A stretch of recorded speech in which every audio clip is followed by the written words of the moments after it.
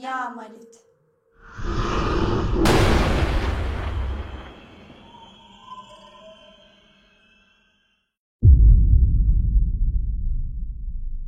Kimi zaman korunduğumuzu sanırız. Elimizde tuttuğumuz bir muska, bizi karanlıktan uzak tuttuğuna inandığımız tek şey olur. Ama ya o muska kaybolursa, ya karanlıkta bekleyenler onu bekleyen bariyerin artık olmadığını fark ederse?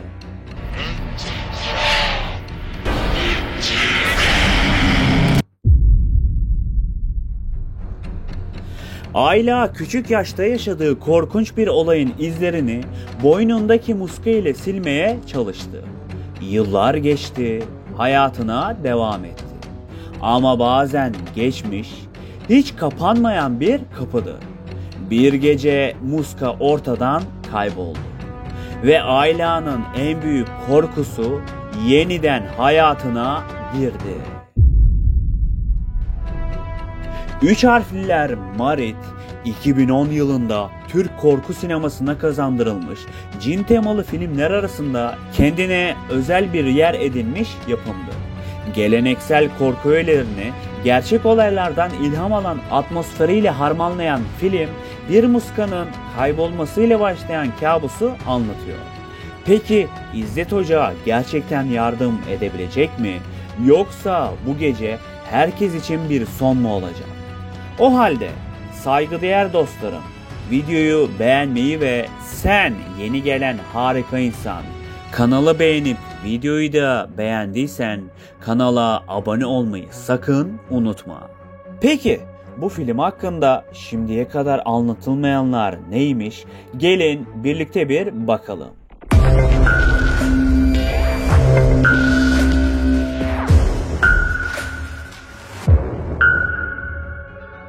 Filmin çekimleri İstanbul'un farklı semtlerinde, özellikle Kemerburgaz ve çevresinde gerçekleştirildi. Kullanılan ev ve mekanlar filmin atmosferine uygun olarak seçilmiş ve minimal dekorasyonla doğal hali korunmuştu. Filmin çekimleri sırasında oyuncular ve ekip bazı ilginç deneyimler yaşamışlardır. Özellikle Marit ile iletişime geçme sahnesi gece yarısı mum ışığında çekilirken Kemerburgaz'da aniden şiddetli bir gök gürültüsü ve sağanak yağmur başlamıştı. Bu durum tüm ekibi ürkütmüştü. Kemerburgaz'daki ormanlık alanlarda yapılan gece çekimleri ekibe hem görsel hem de duygusal anlamda zorluklar yaşatmıştı. Bu mekanlar filmin karanlık atmosferini güçlendirmiştir. Bazı sahnelerde oyuncuların doğal tepkilerini yakalayabilmek için senaryoya bağlı kalınmamış ve doğaçlama yapılmıştır. Bu yöntem özellikle korku ve gerilim anlarında izleyicinin daha gerçekçi bir deneyim yaşamasını sağlamıştır. Filmde kullanılan muskalar, dualar ve ritüeller Türk kültüründe yer alan geleneksel uygulamalardan esinlenerek hazırlanmıştır. Bu filmin otantik bir hava katmasına katkıda bulunmuştur. Oyuncular cin temalı sahneler öncesinde psikolojik danışmanlarla çalışmış ve rolün getirdiği yoğun duygusal yükle başa çıkabilmek için özel teknikler öğrenmişlerdir. Düşük bütçeli bir yapım olmasına rağmen ekip yaratıcı çözümler üreterek etkileyici görsel efektler ve makyaj uygulamaları gerçekleştirmişlerdi. Özellikle cin tasvirlerinde basit ama etkili teknikler kullanılmıştı. Başrol oyuncusu Gülseven Yılmaz, yani Ayla karakterini oynayan oyuncu, senaryoyu ilk okuduğunda projeye katılma konusunda tereddüt yaşamıştır. Ancak senaryonun derinliği ve karakterlerin zorlukları onu projeye dahil olmaya ikna etmişti. Filmin müzikleri ve ses efektleri izleyiciyi sürekli bir gerilim içinde tutmak amacıyla özel olarak tasarlanmıştır. Geleneksel Türk enstrümanları ve modern ses tasarımları birleştirilerek izleyicinin duygusal tepkileri hedeflenmiştir. Üç harfliler Marit, Türkiye sinemalarında 139.875 kişi tarafından izlenmiştir. Bu rakam o dönemde Türk korku filmleri için önemli bir başarı olarak kabul edilmiştir. Filmde kullanılan muska sahnelerinde gerçek muskalar kullanılmış ve bu durum set çalışanları arasında tedirginliğe yol açmıştır.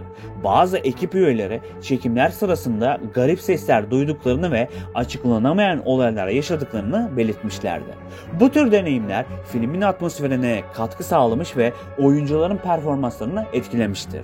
Filmin senaryosu gerçek olaylardan esinlenerek yazılmıştır ki zaten filmin başında ve sonunda olan kısa röportaj videolarında ilgili kişi olayları gerçekten yaşayan kişidir.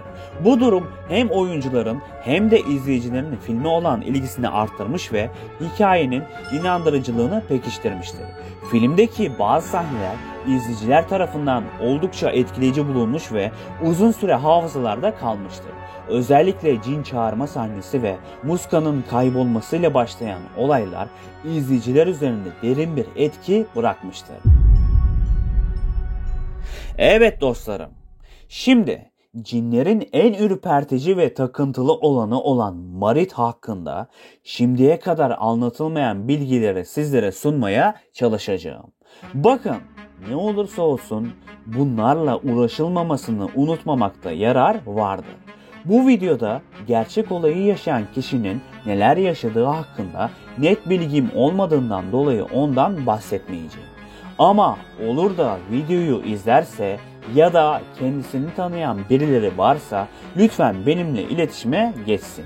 Belki ilerleyen zamanlarda bu film serisinin ikinci filmine geçerken ilk etapta gerçek olayı anlatabilirim. Şimdi gelelim bu Marit kimmiş, nasıl bir varlıkmış, gelin bir bakalım. Marit, İslam mitolojisi ve halk inançlarında yer alan bir cin türüdür ve genellikle kötü niyetli ve güçlü bir varlık olarak tanımlanır. Marit, Arapça kökenli bir kelimedir ve çoğunlukla güçlü, asi ya da isyancı cinleri tanımlamak için kullanılır. Bu cinler genellikle insanları korkutmak, zarar vermek ve şeytani güçlerini kullanarak başkalarına musallat olmak amacı güderler. Marit diğer cin türlerine göre daha güçlü ve asi olarak bilinir. İnsanları manipüle etme gücüne sahiptir ve onları korkutmayı, onları yoldan çıkarmayı sever. Maritler genellikle korkutucu bir şekilde tasvir edilirler. İri, güçlü ve korkunç yüz hatlarına sahip olabilirler. Gözleri kırmızı ya da beyaz olabilir ve bazen insana benzer şekillerde, bazense yarı insan, yarı canavara benzeyen varlıklara dönüşebilirler. Marit insanlarla iletişim kurduğunda genellikle korkutucu bir şekilde kendini gösterir. Birçok halk inancına göre bu cinler insanlara fısıldar, onları kandırır ya da onları cezbetmek için çeşitli numaralar yapar. Maritler özellikle kötü niyetli cinler olarak kabul edilirler. Bunlar özellikle insanlara musallat olma, kişisel yaşamlarına zarar verme ve bazen onlara çeşitli hastalıklar ya da ruhani sıkıntılar vermek amacıyla hareket ederler. Ayrıca tehlikeli oyunlar oynamayı seven şeytani varlıklardır. Marit'in insanlara musallat olmak için kullandığı çeşitli yetenekleri olduğu söylenir. Bunlar arasında görünmeyen varlık olma, fısıldama ve insanları çağırma gibi şeyler yer alır. Yani gecenin 3'ünde odanızda yatarken annenizin size ismiyle çağırması gerçekten hayra alamet değildir. Aynı zamanda düşmanlarını ya da kurbanlarını tuzağa düşürme konusunda oldukça mahirdir.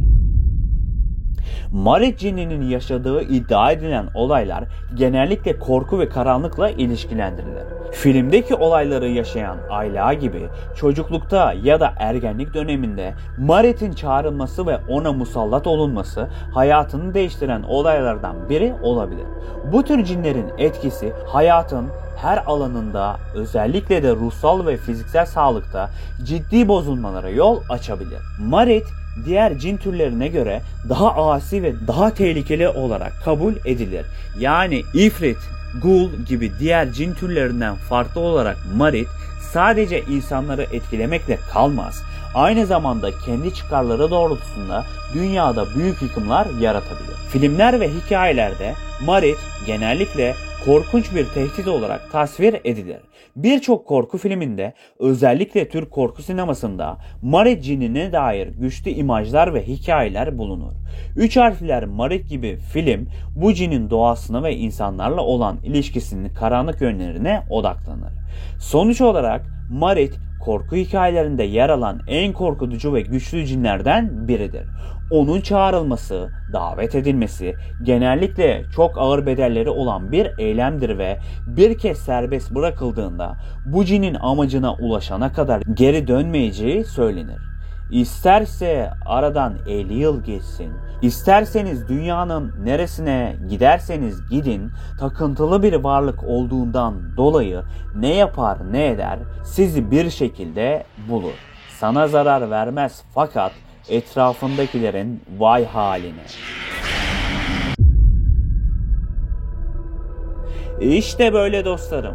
Gerçek olayla ilgili konuları bu videoda anlatmıyorum. Çünkü olayları yaşayan kişiye hiçbir şekilde ulaşamadım. Bu videoda kendisine bir çare olsun ve kendisi ya da onu tanıyan birisi varsa bana Instagram adresimden ya da mailim üzerinden ulaşabilir. Videonun açıklama kısmına iletişim bilgilerimi koyacağım. Videoyu beğenmeyi ve katıl butonundan benim de kanala bir katkım olsun diyorsanız bana destek olabilirsiniz. Daha karanlıkta aydınlığa çıkaracağımız çok film var. Ben Kapital Burak.